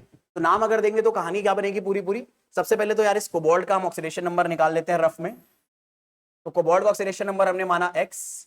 अमोनिया का ऑक्सीडेशन नंबर, अमोनिया के ऊपर चार्ज होता है 0, तो 5 अमोनिया का ऑक्सीडेशन नंबर हो जाएगा 5 × 0 प्लस कार्बोनेट, कार्बोनेट के ऊपर चार्ज है -2, साथ में क्लोराइड, क्लोराइड के ऊपर चार्ज है -1। इन सबके चार्जेस, इन सबके ऑक्सीडेशन नंबर का जो सम होगा वो इस पूरे मॉलिक्यूल के चार्ज के बराबर आएगा। अब इस पूरे मॉलिक्यूल के ऊपर चार्ज कितना है, 0, तो हमारे पास फॉर्मूला क्या आ गया, x 5 × 0 0 हो गया, -2 यहां से बचा, -1 यहां से बचा, इज इक्वल टू 0, -2 -1 ऐड होकर -3 बना लेगा, तो x की वैल्यू आ गई मेरे बच्चे 3। यानी कोबाल्ट का ऑक्सीडेशन नंबर आ गया 3। अब हमें इसको नाम देना है, तो नोटिस करो इसमें कॉम्प्लेक्स पार्ट एनायन के पहले लिखा है, यानी ये कैटायन है तो कैटायन को नाम पहले देंगे, और क्योंकि कॉम्प्लेक्स पार्ट कैटायन है तो इसके नाम के आखिर में 8 वर्ड का इस्तेमाल नहीं करेंगे। फटाफट इसको नाम देते हैं। तो इसका नाम क्या आ जाएगा, सबसे पहले लिगेंड्स को नाम देंगे। ये अमीन है, ये कार्बोनेटो, अल्फाबेटिकली कौन पहले आ रहा है, अमीन, तो 5 बार आ रहा है, तो पहले हमने इसको लिखा पेंटा अमीन। मुझे उम्मीद है दिखा होगा आप लोग को ये, मैं थोड़ा सा हट जाता हूँ, इधर से आ जाता हूँ। तो 5 बार अमीन यूज हुआ है, तो पेंटा अमीन। फिर हमारे पास एक कार्बोनेट है, तो हम उसे बोलेंगे कार्बोनेट। फिर हमारे पास कोबाल्ट है, तो मेटल, कोबाल्ट। मेटल का नाम सबसे लास्ट में लिखा जाता है सारे लिगेंड्स को खत्म करने के बाद, और कोबाल्ट का जो ऑक्सीडेशन नंबर है वो 3 आया है, तो यहां पर ऑक्सीडेशन नंबर हमने लिखा 3, और लास्ट में जो सिंपल आयन है उसे लिख दो आप। क्लोराइड दिया है तो क्लोराइड लिख दो, ये इसका आईयूपीएसी नाम हो जाएगा, पेंटामीन कार्बोनेटो कोबाल्ट 3 क्लोराइड। लास्ट जो हमें नाम दे रखा है, दे रखा है HgCOHCN होल 4, ठीक है। फिफ्थ वाले में हमें जो नाम दे रखा है Hg, और ये क्या है, COHCN होल 4, COHCN। अब ये यार ये आप खुद से करो, ये आप खुद से करके मुझे सॉल्व करके आंसर कमेंट सेक्शन में बताओ कि क्या आ रहा है। भाई इतना तो हमने प्रैक्टिस कर लिया कि आप इसका नाम दे पाओगे। हाँ HCN अगर ना पता हो तो मैं इसका हिंट कर देता हूं आपको, ये HCN- है लिगेंड, और इसे हम लोग नाम देते हैं थायो। वैसे तो थायोसाइनेट नाम है इसका, लेकिन नेगेटिव लिगेंड है तो एज अ लिगेंड इसका नाम दोगे तो उसे बोलोगे थायोसाइनेट। तो इसका नाम मुझे कमेंट सेक्शन में बताना कि क्या आ रहा है, ठीक है। चलो अब एक जरूरी चीज और बता देता हूं मैं आपको फटाफट। जैसे मैंने आपको बताया था कि आईयूपीएसी नॉमेनक्लेचर जब हम कोऑर्डिनेशन कंपाउंड का करते हैं तो हमें 2 चीजें आनी चाहिए। कंपाउंड का फॉर्मूला अगर दिया है तो उसका नाम लिखना हमें आना चाहिए, और अगर उसका नाम दिया है तो फॉर्मूला लिखना भी हमें आना चाहिए। तो हमने बहुत सारे रूल्स को फॉलो करके फॉर्मूले से नाम बनाना सीख लिया। अब उल्टा करने की कोशिश करते हैं, नाम दिया तो फॉर्मूला कैसे बनेगा। अच्छा, नाम से फॉर्मूला कैसे बनेगा, ऐसा काम हम लोग पता है 9th क्लास से करते आ रहे हैं। 9th क्लास में आपको सिखाया गया था ना कि अगर मान लो मैंने आपको नाम दे दिया मैग्नीशियम क्लोराइड, और आपसे पूछा गया कि इस कंपाउंड का फॉर्मूला बताओ, तो आप क्या करते थे?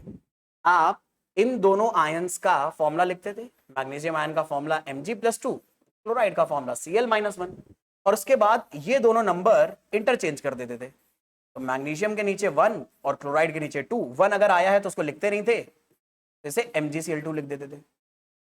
सिमिलरली अगर मान लो आपको लिखना था मैग्नीशियम सल्फेट, या चलो मैग्नीशियम तो बहुत बार ले लिया, कैल्शियम सल्फेट ले लेते हैं इस बार।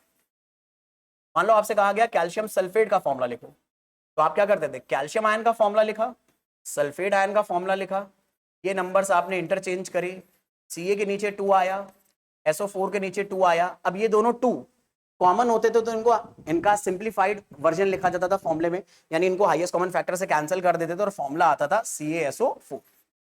तो कैल्शियम सल्फेट का फॉर्मूला आ गया ये।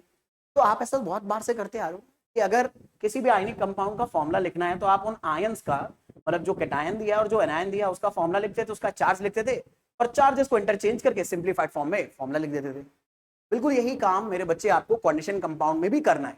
अगर कोऑर्डिनेशन कंपाउंड में आपको ऐसे लंबे लंबे फॉर्मूले दे दिए गए तो आपने कुछ खास नहीं करना, बस एक छोटा सा काम करना है। इन फॉर्मूलों से आप आयन के स्ट्रक्चर बनाओ और आयंस के नंबर को इंटरचेंज करके आप फॉर्मूला लिख दो। ठीक है, ये एक आध एग्जांपल प्रैक्टिस करके हम लोग करते हैं। जैसे पहले क्वेश्चन में मेरे बच्चे आपको दिया है tetra amine die aqua cobalt 3 और स्पेस देके लिखा है क्लोराइड। तो इसका मतलब है ये जो पहले वाला पूरा पार्ट है स्पेस के पहले, ये हमारा कॉम्प्लेक्स पार्ट है और क्लोराइड हमारा सिंपल आयन है। तो क्लोराइड का तो मेरे बच्चे सीधे फॉर्मूला क्या बन जाएगा? Cl-1। अब अगर मुझे इस पूरे कॉम्प्लेक्स पार्ट का फॉर्मूला मिल जाए तो इनके चार्जेस को एक्सचेंज करके मैं कंपाउंड का फॉर्मूला लिख लूंगा। तो अब चार्जेस को लिखते हैं फटाफट, मतलब इस कंपाउंड का फॉर्मूला लिखते हैं। सर कंपाउंड का फॉर्मूला बनाना बड़ा आसान है ना भाई, बस कंपाउंड का फॉर्मूला बनाने टाइम हम करेंगे क्या, जो मेटल सबसे लास्ट में लिखा है उससे फॉर्मूले में सबसे पहले लिखा जाएगा, और फिर जो भी लिगेंड्स लिखे हैं उन्हें आप अल्फाबेटिकल ऑर्डर में सिंबल देते चले जाओ। जैसे टेट्रा अमीन है और इस अमीन के स्पेलिंग में 2 बार M आया, यानी ये NH3 वाला अमीन है, तो आपने NH3 वाले अमीन को इस्तेमाल करा। और कितने हैं? टेट्रा यानी 4, तो 4 बार इस्तेमाल करा। फिर डाई एक्वा, डाई एक्वा का मतलब 2 बार पानी लिया है आपने। अब हमें इसके ऊपर क्या चाहिए होगा? चार्ज, और इसके ऊपर चार्ज कितना आएगा, इसीलिए ये ऑक्सीडेशन नंबर लिखा जाता है मेरे बच्चे। जैसे अभी तक हम क्या करते थे, फॉर्मूले की हेल्प से ऑक्सीडेशन नंबर निकालते थे। अब ऑक्सीडेशन नंबर दिया है, फॉर्मूला के ऊपर चार्ज निकालेंगे। कैसे, जरा देखना। अभी तक हम कैसे ऑक्सीडेशन नंबर निकालते थे, याद करो। हमें ये पूरा फॉर्मूला दिया होता था, तो इस कंपाउंड में हर चीज के ऑक्सीडेशन नंबर का सम इस पूरी चीज के ऊपर चार्ज के बराबर होता था। तो हमें कोबाल्ट का ऑक्सीडेशन नंबर अगर निकालना होता था तो हम एक्स मान लेते थे। अब की बार हमें चार्ज निकालना है, तो अब की बार हमें काम करेंगे, इसके ऊपर चार्ज को लेट कर लेंगे कि चार्ज एक्स है, और ऑक्सीडेशन नंबर पता है कोबाल्ट का कितना है, +3। तो हम कोबाल्ट के ऑक्सीडेशन नंबर की हेल्प से इस चार्ज को निकालेंगे। अभी भी रूल वही लगाएंगे हम लोग कि इन सारे चीजों के ऑक्सीडेशन नंबर का सम इस चार्ज के बराबर आएगा। तो उसमें कोबाल्ट का ऑक्सीडेशन नंबर +3 है, इसमें प्लस करोगे अमोनिया का ऑक्सीडेशन नंबर, अमोनिया के ऊपर चार्ज होता है 0, तो अमोनिया का ऑक्सीडेशन नंबर 0, तो 4 अमोनिया का ऑक्सीडेशन नंबर आएगा 4 × 0। वाटर का चार्ज होता है 0, न्यूट्रल होता है, तो वाटर का ऑक्सीडेशन नंबर भी 0, 2 वाटर है तो इनका ऑक्सीडेशन नंबर भी 0। अब इन सारी स्पीशी के ऑक्सीडेशन नंबर का सम इसके चार्ज के बराबर आएगा, इस पूरी स्पीशी के ऊपर जो चार्ज है। अब इस पूरी स्पीशी के ऊपर चार्ज x है, तो इन सबका सम किसके बराबर आएगा? x के बराबर आ जाएगा। तो फॉर्मूला हमारे पास क्या बना? 3, 4 × 0 0, 2 × 0 0, तो उसको लेने की जरूरत नहीं है। तो x की वैल्यू कितनी आ गई? +3 आ गई। तो मेरे बच्चे इसका मतलब है ये जो चार्ज आ रहा है इस कैटायन के ऊपर, इस कैटायन के ऊपर चार्ज आएगा +3।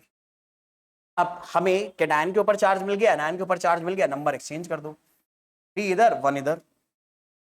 और आपको पता है 1 लिखने की जरूरत नहीं होती, तो हमारे कंपाउंड का फॉर्मूला बनेगा CONH3 H2O2 और साथ में आ जाएगा Cl3।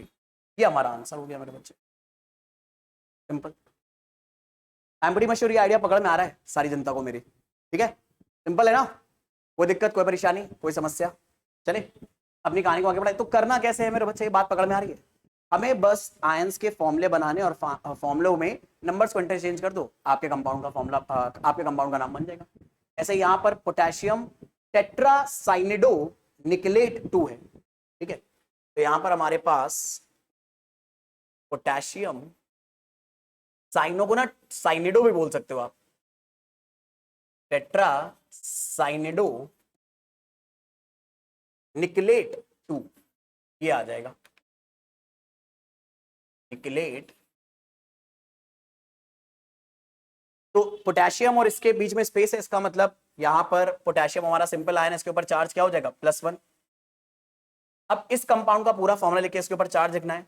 तो कंपाउंड के नाम से मतलब कॉम्प्लेक्स पार्ट के नाम से जब फॉर्मूला लिखोगे तो सबसे पहले मेटल निकलेट, और निकलेट अगर बोला गया इसके नाम के आखिर में 8 लगाए, इसका मतलब ये पूरा कॉम्प्लेक्स पार्ट एनायन रहा होगा ना, तभी देखो केटायन के बाद में आ रहा है, तो यहां पर आ जाएगा निकलेट एनआई। टेट्रासाइनिडो यानी हमारे पास 4 साइनाइड है।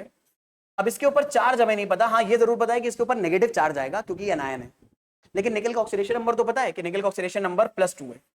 अच्छा, मेटल का ऑक्सीडेशन नंबर हमेशा पॉजिटिव ही आएगा, तो ये जो भी कॉम्प्लेक्स कैटायन है ना, इस कॉम्प्लेक्स कैटायन में मेटल का ऑक्सीडेशन नंबर जब भी आएगा वो पॉजिटिव आएगा, इसके बारे में निश्चिंत रहो। इस पूरे के ऊपर चार्ज नेगेटिव आ सकता है, वो एक अलग बात है, क्योंकि इसमें कुछ एनानिक लिगेंड भी तो है, तो हो सकता है पूरा चार्ज नेगेटिव आ जाए, लेकिन जो मेटल है उसका ऑक्सीडेशन नंबर हमेशा पॉजिटिव आएगा। यानी ये जो ऑक्सीडेशन नंबर लिखा है निश्चिंत होकर आप कंफर्म होकर बोल सकते हो ये हमेशा पॉजिटिव आएगा। तो आप सबसे पहले इस चार्ज को निकाल लेते हैं। तो चार्ज अगर निकालना है तो निकल का ऑक्सीडेशन नंबर साइनाइड के ऑक्सीडेशन नंबर का सम इस चार्ज के बराबर, निकल का ऑक्सीडेशन नंबर 2 प्लस साइनाइड के ऊपर चार्ज होता है -1, तो 4 साइनाइड का ऑक्सीडेशन नंबर हो गया 4 × -1। अब इनका जो सम होगा ये x के बराबर होगा, -x मत रखना मेरे बच्चे, माइनस तुम्हें पता है कि आने वाला है, ठीक है, हम तो x निकाल रहे हैं ना, आपको पता है ये अपने आप ही नेगेटिव आ जाएगा, यहां से आप सॉल्व कर रहे हो अपने आप नेगेटिव आ जाएगा। पता लगे आपने -x रख दिया, फिर माइनस माइनस मैथ में सॉल्व करके प्लस निकाल दिया आपने, और यहाँ पे प्लस में रखने लग गए, ये भी गलती हो जाती है बच्चों से, ठीक है। चलो फटाफट करते हैं, तो 2 - 4 = x, तो x कितना आ गया -2 आ गया, यानी जो चार्ज आ रहा है मेरे बच्चे वो -2 है, और बहुत ही कॉमन सेंस की बात है -2 चार्ज आना भी चाहिए, ठीक है, क्योंकि भाई निकल के ऊपर +2 चार्ज है, साइनाइड के ऊपर -1 पर 4 साइनाइड है, तो 4 साइनाइड से -4 का चार्ज आएगा, निकल से +2 का, तो बचेगा कितना -2, वही चार्ज यहाँ पर इसके ऊपर फॉर्मूले में आ जाएगा। अब अगर हमें फॉर्मूला लिखना है तो बस एक छोटा सा काम करना है, इस 2 को उठाकर इधर ले दो, 1 को उठाकर इधर दे दो, तो k के नीचे आ जाएगा 2 और इस पूरे कॉम्प्लेक्स के नीचे आ जाएगा 1, 1 लिखने की जरूरत नहीं है, यही हमारे प्रॉब्लम का आंसर हो गया। हाँ यार चलो, अभी एक चीज मैं लास्ट क्वेश्चन करने से पहले आपको एक चीज बता देता हूँ बड़ी इंपॉर्टेंट। कई बार जब हम इस आयन को नाम दे रहे होंगे तो हो सकता है जो काउंटर आयन है वो दिया ही ना हो, सिर्फ आयन दिया हो, यानी जैसे मान लो ऐसा दिया हो सकता है,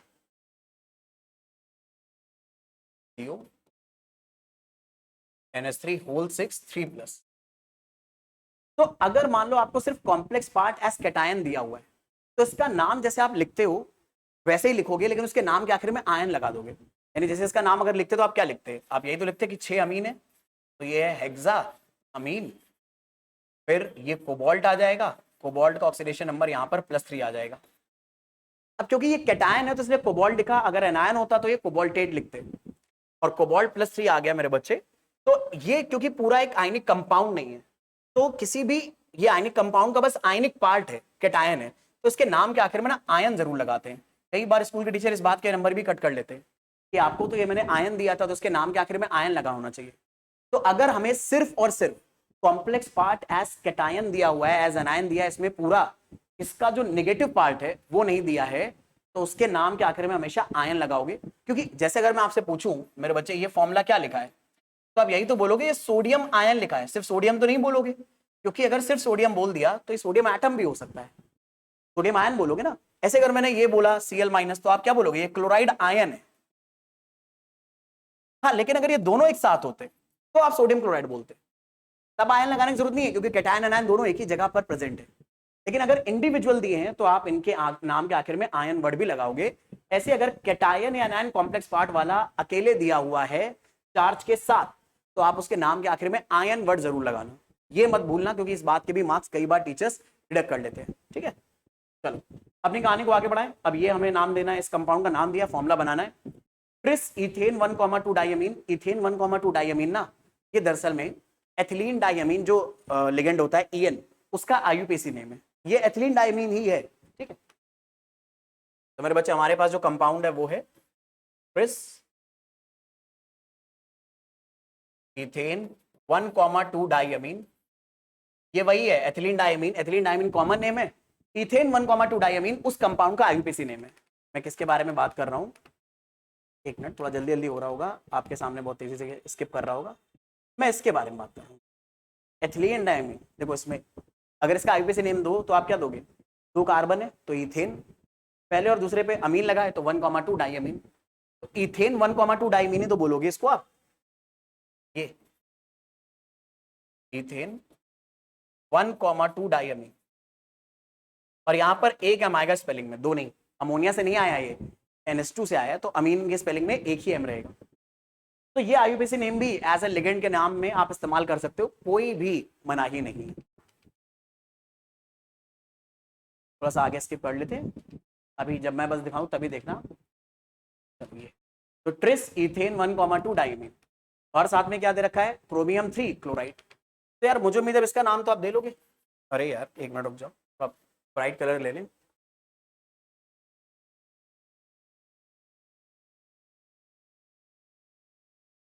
क्रोमियम 3 क्लोराइड, चलो नाम देते हैं इसको। अब ट्रिस क्यों आया यहाँ पर, ये बात तो समझ ही गए होगे मेरे बच्चे।